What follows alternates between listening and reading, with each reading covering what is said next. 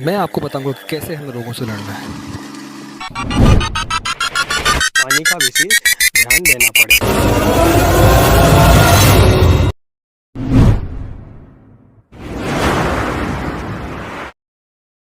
नमस्कार किसान भाइयों, वैसे तो हमारा नया साल जनवरी के महीने में हम मना चुके होते हैं, मगर वो जो होता है वो अंग्रेजी महीना होता है हमारा। और नया साल जो है हमारे हिंदू नव वर्ष के हिसाब से अगर हम देखें तो हमारा जो हिंदू पंचांग है उसके हिसाब से हमारी चैत्र मास जब से स्टार्ट होती है तब से हमारा नया वर्ष चालू होता है। सभी को मेरी ओर से नव वर्ष की शुभकामनाएं। और आप देख रहे हैं मेरे हाथ पे ये महुआ रखा हुआ है, इसकी जिसकी जो सुगंध है वो बहुत मनमोहक है। मनमोहक महुए की सुगंध के साथ वीडियो के स्टार्ट करते हैं। और वीडियो के स्टार्ट करने से पहले मैं आपको बता दूँ, यदि आपको ये वीडियो अच्छा लगे तो वीडियो को लाइक ज़रूर करें, क्योंकि दोस्तों हमें बहुत मेहनत लगती है। अब देखो, अब मैं धूप में आपके लिए वीडियो बना रहा हूँ और आप एक लाइक भी नहीं कर सकते। तो वीडियो यदि पसंद आए आपको तो लाइक ज़रूर करें, और चैनल यदि आप नए हैं तो चैनल को सब्सक्राइब करना ना भूलें। दोस्तों, जिन सवालों के उत्तर हमें कमेंट के माध्यम से देना उचित नहीं लगता या हम उनके उत्तर जो है विस्तार रूप से नहीं दे पाते, उन सवालों को हम जो है रविवार के दिन वीडियो के माध्यम से आपको देने की कोशिश करते हैं। और पिछले रविवार को हमारी गेहूं की कटाई चल रही थी, इस कारण से हमने वो जो हमारा वीडियो रहता है वो अपलोड नहीं हो पाया। इसलिए मैं आज आपके जो सारे सवाल हैं उनके जवाब देने की कोशिश करूंगा। तो चलिए वीडियो की शुरुआत करते हैं। मैं हूं राकेश साहू, आप देख रहे हैं एग्रो जीवन बातें किसान की। दोस्तों, जो नए किसान भाई हैं जो सब्जियों की खेती करना चाह रहे हैं वो विश्वास रखें कि आपको इस चैनल पर जो है सही जानकारियाँ, एक्यूरेट जानकारियाँ और समय समय पर जो रोग आते हैं, जो समस्याएं आती हैं और जो हमें काम करने पड़ते हैं, उसके हिसाब से इस चैनल पर आपको वीडियो मिल जाएंगे। और यदि आप नए हैं तो डरने की कोई ज़रूरत नहीं है, क्योंकि एक जो शोले पिक्चर का डायलॉग है ना कि जो डर गया समझो मर गया, इसलिए आपको जो है डरने की कोई ज़रूरत नहीं है। आपको इस चैनल पर सारी जानकारियाँ मिलेंगी। तो आपको मैं बता दूं कि कोई भी काम जब भी हम करते हैं तो वो पहली बार ही होता है। आप पहली बार स्कूल गए होंगे, आपने पहली बार सारे काम आपने पहली बार किए होंगे, आपने साइकिल पहली बार चलाई होगी, आपने मोटरसाइकिल पहली बार चलाई होगी। तो आपको घबराने की इसमें ज़रूरत नहीं है। हाँ, आपको सीखना पड़ेगा। सीखना बंद तो फिर दिक्कत है आपको। तो ज़िंदगी जो है वो सीखने का नाम है। तो आप ज़िंदगी भर सीखते रहेंगे तो आगे बढ़ते रहेंगे। जिस दिन आपका सीखना बंद हुआ तो समझो आपका बढ़ना बंद हुआ। तो इन्हीं बातों को लेकर हम वीडियो को आगे बढ़ाते हैं और हमारे जो सवाल हैं आपके द्वारा जो पूछे गए हैं उनका हम जवाब देने की कोशिश करते हैं। दोस्तों, मैं समय समय पर आपको गाइडेंस दूंगा, आपको जानकारी दूंगा कि सब्जियों की खेती में कौन कौन सी समस्याएं आती हैं और उनका निदान कैसे करना होता है। दोस्तों, मैं भी आपके तरह ही पहले एक नया किसान था। मैंने जब शुरुआत की थी ना तो आपको यकीन नहीं होगा, मैंने सेम की खेती की थी स्टार्टिंग में, ठीक है। तो वो सेम की खेती में बढ़िया फूल आए, सब कुछ हुआ। हमने बरसात की सीज़न लगाई हुई थी और फूल आए और उसमें ऐसा फंगस लगा कि वो ख़त्म हो गया। सिर्फ 525 रुपये की हमने सेम मार्केट पर बेची थी। आप समझें उस बात को, 525 रुपये, पूरी 1 एकड़ में सेम की सब्ज़ी थी और 525 रुपये की हमने सब्ज़ी बेची और वो सेम हमारी ख़त्म हो गई। कितना घाटा हुआ होगा। लेकिन फिर हमने हिम्मत नहीं हारी, फिर हमने करेले की खेती स्टार्ट की और यहाँ वहाँ से जहाँ से भी जानकारी हमें मिल सकी हमने ली। कुछ जानकारियाँ इंटरनेट से ली, कुछ कृषि विज्ञान केंद्र के अधिकारियों से मिले, हम जाकर उनसे पूछा, सलाह मशवरा की और रोगों को जानने की कोशिश की और उनके उपचारों को जानने की कोशिश की। तब जाके फिर कहीं हम आज 10 एकड़ की खेती सब्जी की कर पा रहे हैं, जिसमें टमाटर है और बैगन है, खीरा है। ये 3 मेरी जो मुख्य फसलें हैं, ये ऐसी फसलें हैं जो कि मुझे सबसे ज़्यादा लाभ दिलाती है। और मैं आपको बताता हूँ कि ये जो सब्जी की खेती है, इनमें कुछ फसलें आपकी ऐसी फेवरेट होनी चाहिए कि जिसमें आप पारंगत हों। बिल्कुल आपको यकीन हो जाए कि ये जो फसल है मैं लगाऊंगा और ये बढ़िया ही होगी, है ना। तो ऐसी आपको सब्जियों की चुनाव आपको करना पड़ेगा। ऐसा नहीं कि आप दूसरों को देखें कि भैया वो टमाटर की खेती कर रहा है, उसने लाखों रुपए कमा लिए तो हम बस लगे पड़े टमाटर के पीछे।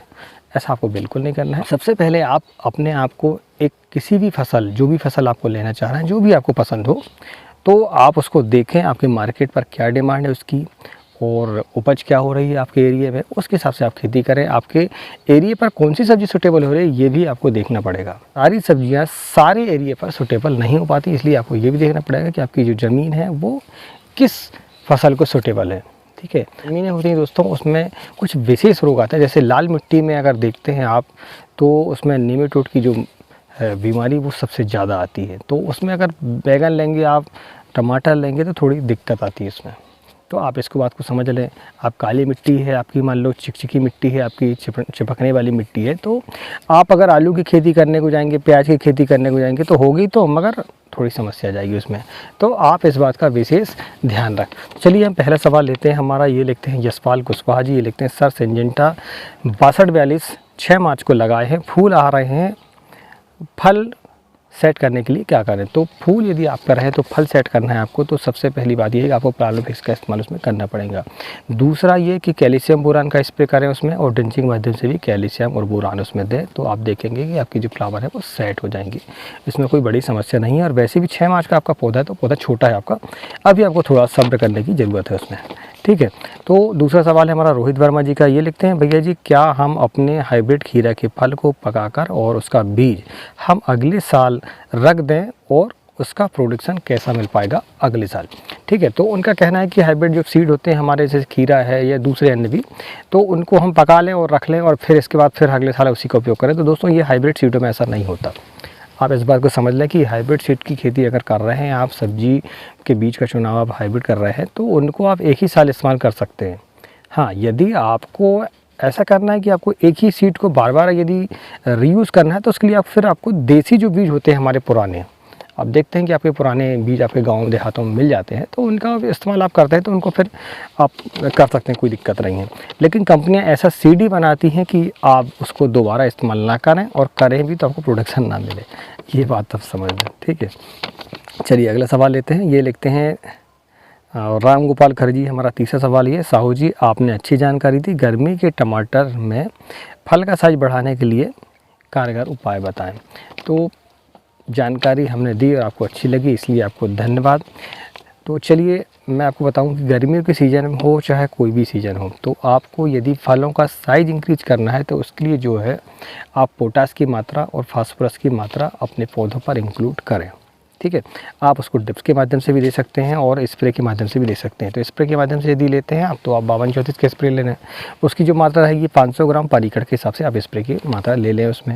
यहाँ तक आप पंप की बात करें तो आप 200 लीटर पानी की टंकी ले लें, उसमें आप 500 ग्राम मात्रा डाल दें और उसको घोल के आपका पंप 15 लीटर का हो, 20 लीटर का हो, जितना भी हो आप स्प्रे उसमें कर सकते हैं, उसमें समस्या की बात नहीं है, ठीक है। अब अगला सवाल है दोस्तों, ये लिखते हैं रोशन पटेल जी, आप जो ड्रिप के माध्यम से NPK बता रहे हैं क्या उसका स्प्रे नहीं कर सकते?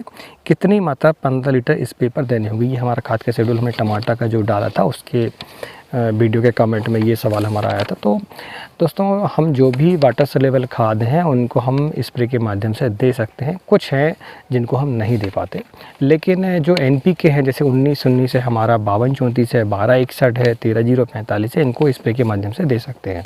अब रही मात्रा इसकी, तो ये पौधे की आपकी हाइट जो है, आपकी जो पौधे की अवस्था है, जितने दिन का आपका पौधा हुआ है उसके हिसाब से आप उसकी मात्रा कम ज़्यादा कर सकते हैं।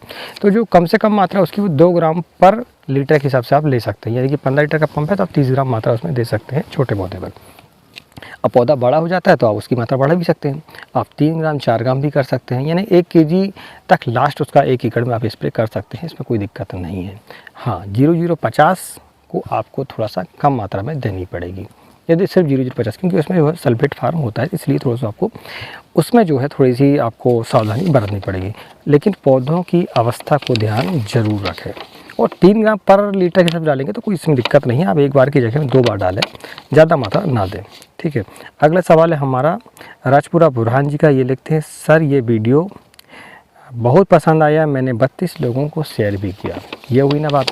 अब देखिए आप, हमने जो एक मोबाइल ऑपरेटेड जो स्टार्टर है उसके बारे में वीडियो बनाया था, उसके नीचे ये कमेंट आया। तो बुरहान जी आपको बहुत बहुत धन्यवाद, आपने हमारे वीडियो को शेयर किया। दोस्तों जब आप वीडियो शेयर करते हैं ना तो हमारा फ़ायदा तो कम होता है, किसान भाइयों का ज़्यादा फ़ायदा होता है उसमें। जो हमारे नए किसान भाई हैं जिन तक ये वीडियो अभी तक नहीं पहुंच पाया है, हमारे चैनल की उनको जानकारी नहीं है, उन तक पहुंचाने का एकमात्र साधन है वीडियो को शेयर करना। आप व्हाट्सएप ग्रुप पर, आप फेसबुक ग्रुप पर यदि वीडियो को शेयर करते हैं हमारे, तो जो छोटे किसान भाई हैं, जो हमारे नए किसान भाई हैं, उनको काफ़ी मदद मिलती है। आप सोच भी नहीं सकते, कुछ किसान भाइयों को ये भी नहीं पता होता कि मल्चिंग कैसे बिछाते हैं, ड्रेंचिंग क्या होती है, तो ये सारी जानकारियाँ यदि उन किसान भाइयों को मिल जाती है तो उनके लिए वरदान से कोई कम नहीं होता। दोस्तों हमने भी जब शुरुआत की थी तो हमें भी पता नहीं था कि मल्चिंग कैसे बिछाते हैं, ड्रिप उसके अंदर लगाते हैं कि उसके बाहर लगाते हैं, ये भी नहीं पता था हमें। लेकिन हमने वही जानकारियाँ ली धीरे धीरे। तो वही मैंने पहले भी आपको बताया था कि हर आदमी जो है हर काम के लिए नया एक बार ज़रूर होता है, इसके बाद फिर वो करते रहता है तो उसकी आदत बन जाती है। तो आप वीडियो को यदि आप शेयर करते हैं तो दूसरे किसान भाइयों को जो है बहुत मदद मिलती है और वो फिर आपके लिए किसी पुण्य के काम से कम नहीं। इसलिए वीडियो यदि आपको अच्छा लगता है, आपको ऐसा लगता है कि ये जानकारी अन्य किसान भाइयों तक पहुंचनी चाहिए, तो इस वीडियो को ज़रूर शेयर करें। तो वही फिर बात आती है कि वीडियो को लाइक ज़रूर करें और चैनल यदि याद नहीं है तो चैनल को सब्सक्राइब करना ना भूलें।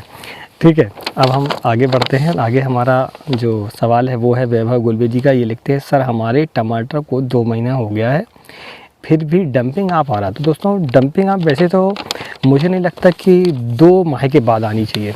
आप उसको चेक करें कि उसमें कहीं बेल्ट की समस्या तो नहीं है या फिर निमेटोड की समस्या तो नहीं है। ये दोनों समस्याएं हो सकती हैं। हाँ, यदि डंपिंग आप आ ही रहा है तो उसके लिए 2 चीज़ें जिम्मेदार होती हैं।